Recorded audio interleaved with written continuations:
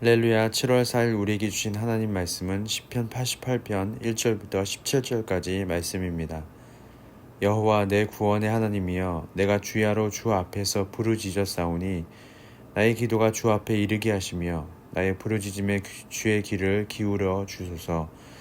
물은 나의 영혼에는 재난이 가득하며 나의 생명은 스올에 가까웠사오니 나는 무덤에 내려가는 자 같이 인정되고 힘없는 용사 같으며 죽은 자 중에 던져진 바 되었으며 죽임을 당하여 무덤에 누운 자 같으니이다. 주께서 그들을 다시 기억하지 아니하시니 그들은 주의 손에서 끊어진 자니이다. 주께서 나를 깊은 웅덩이와 어둡고 음침한 곳에 두셨사오며 주의 노가 나를 심히 누르시고 주의 모든 파도가 나를 괴롭게 하셨나이다. 주께서 내가 아는 자를 내게서 멀리 떠나게 하시고 나를 그들에게 가증한 것이 되게 하셨사오니 나는 갇혀서 나갈 수 없게 되었나이다. 곤란으로 말미암아 내 눈이 쇠하였나이다. 여호와여, 내가 매일 주를 부르며 주를 향하여 나의 두 손을 들었나이다. 주께서 죽은 자에게 기한 일을 보이시겠나이까? 유령들이 일어나 주를 찬송하리이까? 주의 인자하심을 무덤에서 주의 성실하심을 멸망 중에서 선포할 수 있으리이까? 흑암 중에서 주의 기적과 이짐의 땅에서 주의 공의를 알 수 있으리이까? 여호와여, 오직 내가 주께 부르짖었사오니 아침에 나의 기도가 주의 앞에 이르리이다. 여호와여, 어찌하여 나의 영혼을 버리시며 어찌하여 주의 얼굴을 내게서 숨기시나이까? 내가 어릴 적부터 고난을 당하여 죽게 되었사오며 주께서 두렵게 하실 때에 당황하였나이다. 주의 진노가 내게 넘치고 주의 두려움이 나를 끊었나이다. 이런 일이 물같이 종일 나를 애우며 함께 나를 둘러쌌나이다. 주는 내게서 사랑하는 자와 친구를 멀리 떠나게 하시며 내가 아는 자를 흑암에 두셨나이다. 아멘. 절망이 깊을수록 주님을 향해 두 손을 드십시오 라는 제목으로 함께 말씀을 나누겠습니다. 사람은 참 연약합니다. 하나님이 어떠한 분이신지 알고 오직 유일한 구원자이시며 오직 그분만 의지하는 삶이 가장 복된 삶인 것을 알고 있음에도 불구하고 막상 처절한 절망의 순간이 삶에 닥쳐오면 그 모든 사실은 깨끗이 잊은 채 절망 속에 허덕이며 낙담과 좌절과 근심과 걱정이 무한 반복되는 한없이 낮아지고 낮아지는 마음으로 살게 되는 것이 사람인 것 같습니다. 그렇게 하면 보면 세상 사람들과 별반 다를 것이 없어 보입니다. 하나님 믿는다고 해서 고난이 없는 것도 아니고 하나님 의지한다고 해서 낙담과 좌절이 없는 것도 아닙니다. 하나님을 모르는 사람과 마찬가지로 힘든 상황이 닥쳐오면 똑같이 좌절하고 똑같이 낙담합니다. 그렇다면 절망 가운데 하나님 믿는 것이 아무 소용이 없는 것일까요? 하나님 믿지 않는 사람과 우리가 다른 것, 조그만 것 같지만 정말 가장 큰 차이, 그 한 가지가 있다면 그것은 무엇일까요? 오늘 시편 88편은 깊은 절망에서 부르짖는 시로 시편에서 가장 슬프고 절망적인 시로 보입니다. 전반적인 내용을 살펴보면 시편 기자는 죽을 것 같은 상황 가운데 놓여 있는 것 같습니다. 오늘 본문의 표저에 보면 마할랄르 안롯에 맞춘 노래라고 되어 있습니다. 이는 병자를 위해 연주하는 혹은 고통스러운 질병이라는 의미를 가지고 있습니다. 그리고 그의 아픔이 어느 정도인지도 말하고 있죠. 오늘 말씀 마지막 부분에 보면 그는 어릴 적부터 고난을 당하여 죽게 되었다라고 한 것을 보면 어려서부터 지금까지 평생 병고에 시달려 사는 것처럼 보입니다. 그리고 이것보다 더 힘든 것이 있는데 그것은 뭐냐면 사랑하는 자와 친구까지 단절되어 버려진 인생처럼 보인다는 것이죠.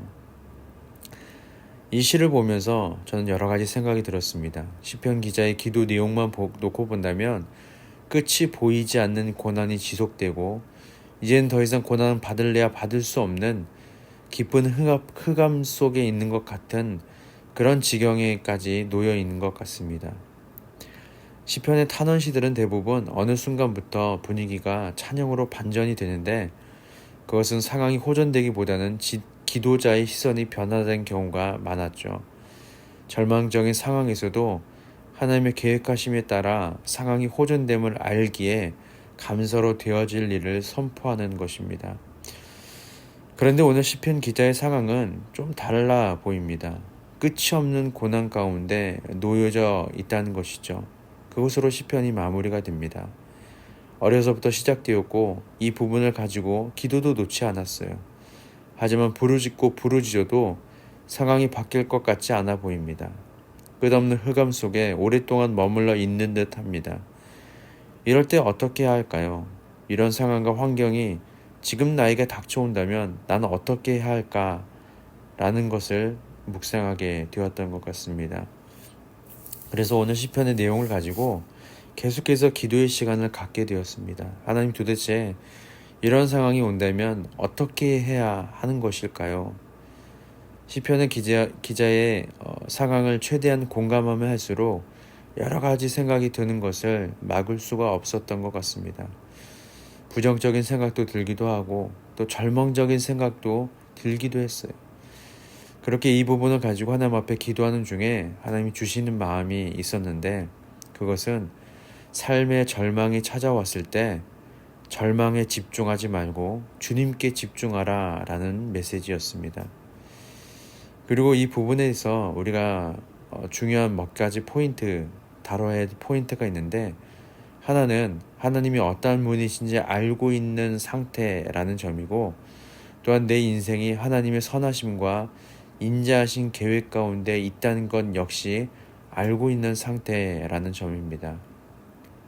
그럼에도 불구하고, 그것을 충분히 알고 있음에도 불구하고 시편의 기자와 같은 상황과 환경 가운데 있을 때 믿는 사람조차도 모든 삶이 무너져 버리는 것에 대해서 하나님께서 오늘 시편 기자의 고백을 통해 말씀하시는 것은 절망에 집중하지 말고 주님께 집중하라 라는 것입니다. 절망에 집중하다 보면 끝없는 절망과 좌절과 근심과 걱정만 하다가 끝나지만, 절망 가운데 살아계신 하나님께 집중하면 소망을 붙잡게 된다는 것입니다. 오늘 시편 기자가 하나님 앞에 기도하는 내용을 가만히 살펴보면 그가 처한 상황은 말로 다 표현할 수 없는 절망 중에서도 깊은 흑암 가운데 있는 절망의 삶을 살고 있음에도 불구하고, 그가 여전히 하나님 앞에 기도로 나아가고 있는 것은 그는 절망 속에서 절망에 집중하는 사람이 아니라 그 절망의 시간들을 통해 하나님께서 하실 일들을 끊임없이 외치고 묵상하기도 하고 기대하기도 하고 또 요청하기도 하고 때론 심지어 하나님 앞에 따지기도 하고, 이런저런 여러 가지 표현들을 통해서 오직 하나님께만 집중하고 있다는 것입니다. 그래서 시편 기자가 9절과 13절의 말씀에 이렇게 고백하는 것이죠. 곤란으로 말미암아 내 눈이 쇠하였나이다. 여호와께서 내가 매일 주를 부르며 주를 향하여 나의 두 손을 들었나이다. 13절은요. 여호와여, 오직 내가 주께 부르짖었사오니 아침에 나의 기도가 주의 앞에 이르리이다. 따라서 극심한 절망 가운데 하나님을 모르는 자와 우리의 차이는 절망에 집중하느냐, 절망을 이기게 해주실 하나님을 집중하느냐에 달려있다는 것입니다. 그래서 시편 기자처럼 고통이 클수록 더 강력한 기도의 자리로 나아가게 되는 것은 그 자리가 절망을 이기게 하실 하나님께 집중하는 자리이기 때문입니다. 시편 기자와 같이 깊은 흑암과 같은 깊은 절망 가운데 처해 있습니까? 절망 속에서 그 절망에 집중하지 말고 그 절망을 이기게 하실 하나님께 집중할 수 있는 기도의 자리로 나아가십시오. 사탄은 끊임없이 절망만 집중하게 만듭니다. 하나님을 집중하지 못하도록 방해합니다. 그래서 때로는 우리의 의지가 필요한 것입니다. 의지적으로 기도의 자리로 나아가야 하는 것입니다. 시편 기자처럼 자신의 괴로움과 아픔을 감추지 말고 하나님 앞에 모든 것을 솔직히 쏟아내십시오. 잠을 깨워 이른 아침에 하나님 앞에 나아가십시오. 그래서 하나님께 집중함으로 오직 소망이 주께만 있음을 계속해서 묵상하고 또한 외치고 고백하십시오. 그러면 세상 소망 다 사라져가도 주의 사랑은 끝이 없음을 매일의 삶 가운데 기억하며 살아가게 될 것입니다. 기도하겠습니다. 하나님, 하나님께 버림받은 것 같고 두려움과 고난이 저를 덮을 때에도 주님의 선하심을 의지하길 원합니다. 세상의 잣대로 보면 아무 소망이 없을지라도 주님의 함께하심 그 자체가 소망임을 고백합니다. 주님의 인자하심과 성실하심을 알 수 있도록 기도에 응답해 주옵소서. 감사드리며 예수님의 이름으로 기도합니다. 아멘.